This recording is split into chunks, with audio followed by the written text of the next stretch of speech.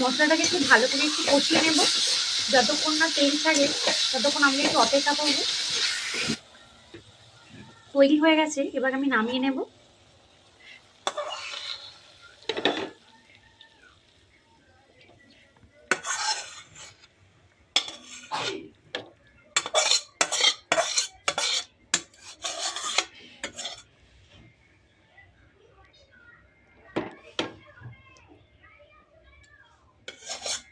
নমস্কার বন্ধুরা, আমি Priyanka kitchen with village food চ্যানেলে আপনাদের সকলকে স্বাগত। তো আজকে আমি আরও একটা নতুন রেসিপি নিয়ে আপনাদের সামনে হাজির হয়ে গেছি। আমি আজকে আপনাদের সামনে বানিয়ে দেখাবো সাবেকিয়ানা স্টাইলে হাঁসের ডিমের একটি মজার রেসিপি। আমরা তো মুরগির ডিম তো সবসময় খেয়ে থাকি, কিন্তু আজকে আমি বানাবো হাঁসের ডিমের একটি সাবেকিয়ানা স্টাইলে খুব টেস্টি একটা কারি। আমার এই রেসিপিটির জন্য আমার যা যা উপকরণ লাগছে, খুব সামান্য কয়েকটা জিনিস দিয়ে কিন্তু এই রেসিপিটি খুব টেস্টি হয়।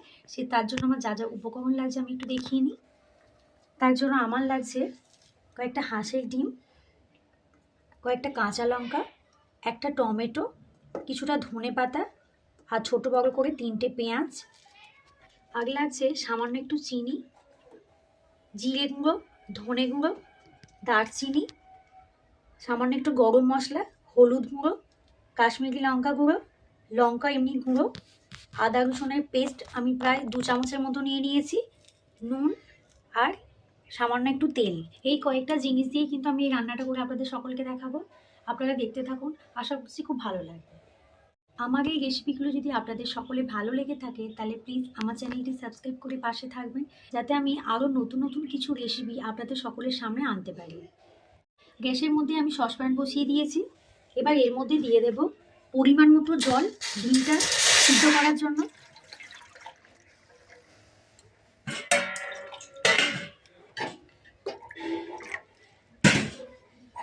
আমি ডিমটা সিদ্ধ করার জন্য সসপ্যানের মধ্যে দিয়ে দেব। ডিমগুলোকে ভালো করে একটু সিদ্ধ করে নেব 15 মিনিটের মতো।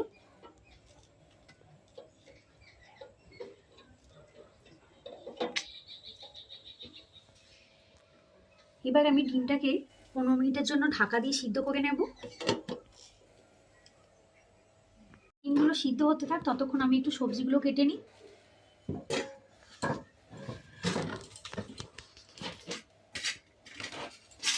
প্রথমে আমি টমেটোটাকে একটু কেটে নেব।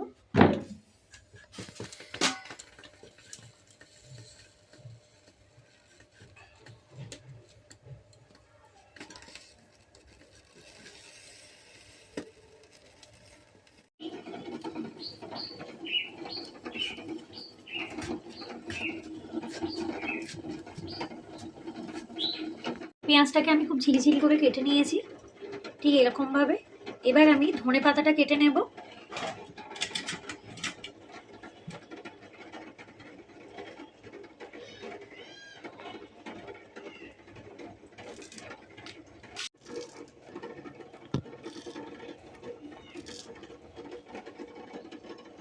ধনে পাতাটা ঠিক ঝিরিঝিরি করে কেটে নিলাম।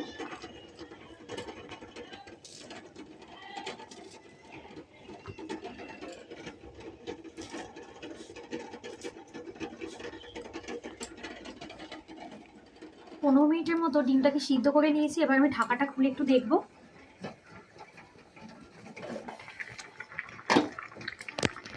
ডিমটা সিদ্ধ হয়ে গেছে, ডিমগুলো ফেটে গেছে। এবার আমি ডিমগুলোকে একটু তুলে নেব।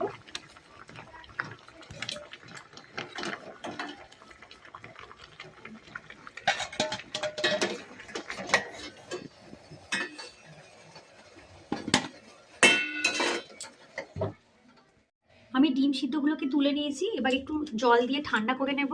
হাতে যদি খুব কম সময় থাকে তাহলে একটু ফ্রিজে জল দিয়ে তাড়াতাড়ি ঠান্ডা করে নিতে পারেন। ফ্রিজের জলটা দিলে হয়তো এই ডিমের খোসাগুলো খুব সুন্দরভাবে ছাড়িয়ে যায়। তাই আমি একটু ফ্রিজে জল দিয়ে দিলাম।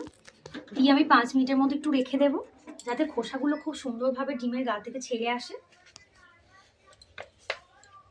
মিনিটের মতো আমি ডিমটাকে ঠান্ডা জলের মধ্যে ভিজিয়ে রেখেছিলাম।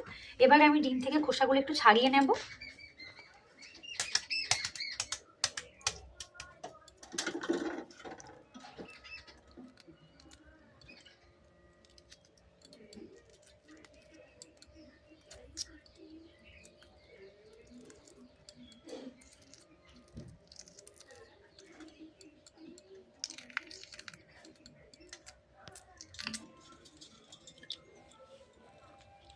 দেখুন বন্ধুরা, ফ্রিজে জলের মধ্যে রেখেছিলাম বলে কত সুন্দর ডিমে খোসাটা ছাড়িয়েছে।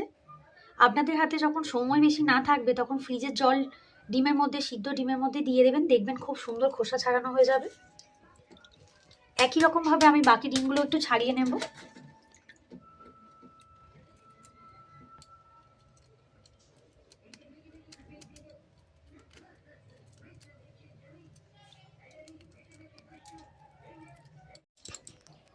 আমি এবার এই সিদ্ধ ডিমগুলোকে একটু নুন হলুদ মাখিয়ে নেব।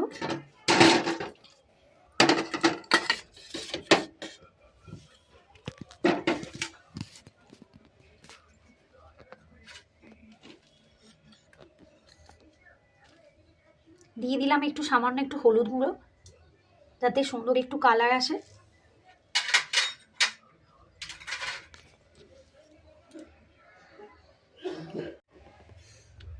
দিয়ে দেব সামান্য একটু লঙ্কা গুঁড়ো,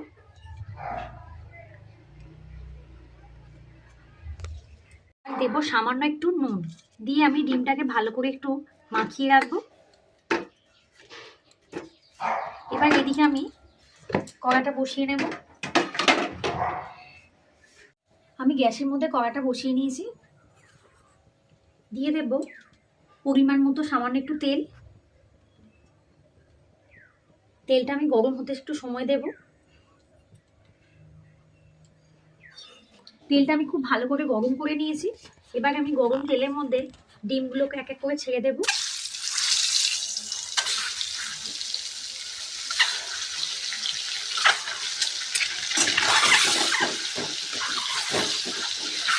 এবার আমি ডিমগুলোকে ভালো করে লাল লাল করে ভেজে নেব।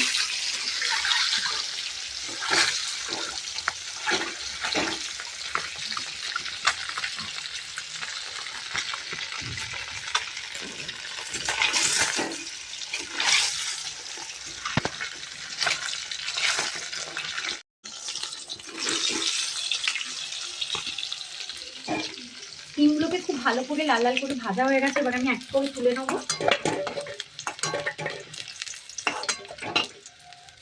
এবার আমি এই একই তেলের মধ্যে দিয়ে দেব কয়েকটা দারচিনি, সামান্য একটু গরম করে নেব। এবার এই তেলের মধ্যে আমি কেটে রাখা পেঁয়াজগুলো দিয়ে দেব। পেঁয়াজগুলোকে আমি লাল লাল করে ভেজে নেব।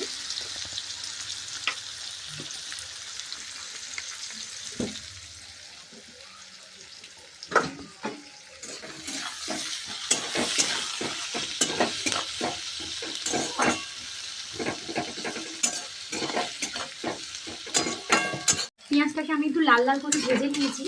এবার এর মধ্যে দিয়ে দেব কেটে রাখা টমেটোগুলো, আর এর সঙ্গে দেব সামান্য একটু নুন, যাতে টমেটো আর পেঁয়াজটা একটু ভালোভাবে সিদ্ধ হয়ে যায়। এবার আমি ভালো করে নেড়ে চেড়ে একটু ভেজে নেব।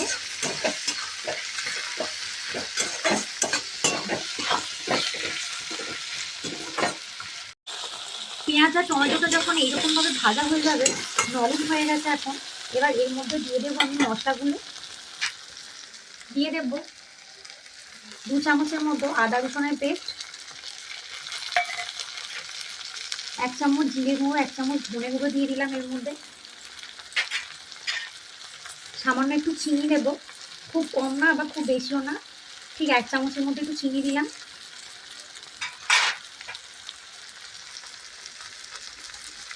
দেব ছোটো চামচে 4-5 চামচের মতো লঙ্কা গুঁড়ো। ঝালটা আপনারা যে যেরকম খাবেন সেরকম দেবেন।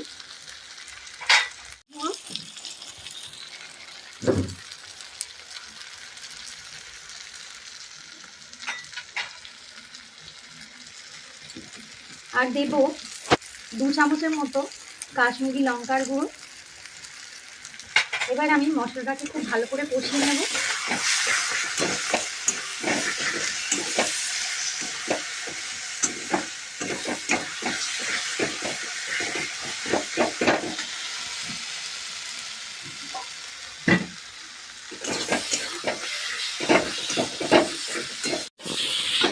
এবার আমি সামান্য একটু গায়ে জল দিয়ে দিয়ে ভাজবো মশলাটাকে।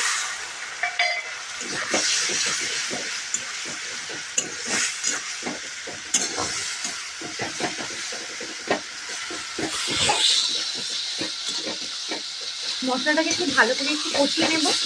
যতক্ষণ না তেল ছাড়ে ততক্ষণ আমরা একটু অপেক্ষা করবো।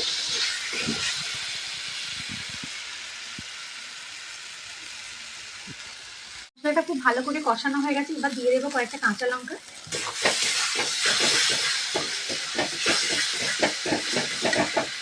এবার দিয়ে দেবো ভেজে রাখা ডিমগুলো। ডিমের সঙ্গে মশলাটাকে ভালো করে একটু কষিয়ে নেব।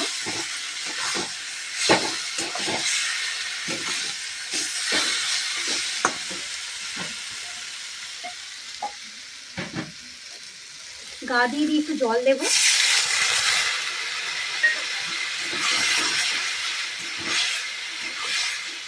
দেখুন বন্ধুরা কত সুন্দর কালারটা এসেছে।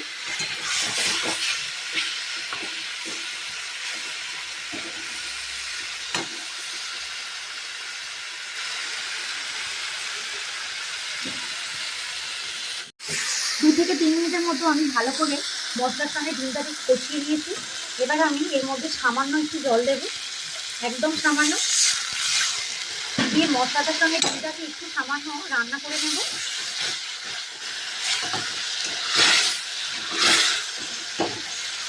এবার এই পর্যায়ে দিয়ে দেবো সামান্য একটু নুন।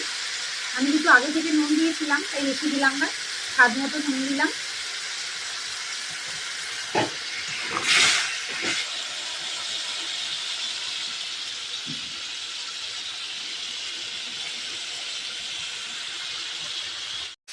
দেখুন বন্ধুরা আমি 5 মিনিটের মতো ডিমটার সঙ্গে মশলাটাকে ভালো করে একটু রান্না করে নিয়েছি। এবার আমি এই সময় দিয়ে দেবো সামান্য একটু গরম মশলা,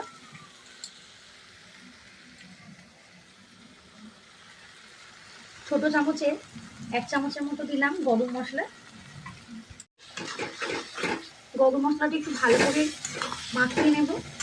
এবার আমি এই পর্যায়ে দিয়ে দেবো কেটে রাখা ধনে পাতাগুলো উপর থেকে একটু ছড়িয়ে দেব, তাতে এর স্বাদটা আরেকটু বেড়ে যাবে।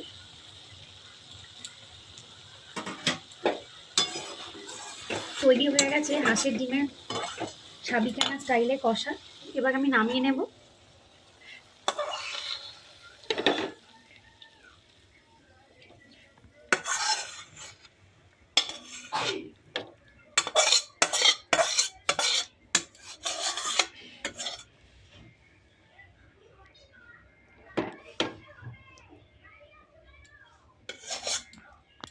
বন্ধুরা আমার এই রেসিপিটি যদি আপনাদের ভালো লেগে থাকে প্লিজ আমার চ্যানেলটি সাবস্ক্রাইব করে আমার পাশে থাকবেন, লাইক শেয়ার করবেন, আর অবশ্যই আমাকে কমেন্ট করে জানাবেন আপনাদের এই রেসিপিটি কেমন লাগলো। ধন্যবাদ।